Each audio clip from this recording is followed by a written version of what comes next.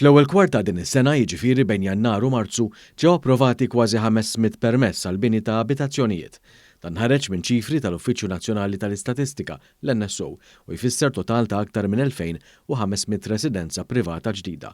Meta mqabbel mal-kwart ta' qabel jiġifieri bejn Ottubru u Diċembru tas-sena l-oħra, ħareġ li kien hemm żieda ta' 139 permess ġdid għal abitazzjonijiet. Matul dawn l-ewwel 3 xhur tas-sena, l-aktar tipi ta' residenzi privati li ġew approvati kienu l-appartamenti, aktar minn 71%. Dan fil-waqt li warahom bħala ammont hemm il-penthouses u l-maisonets.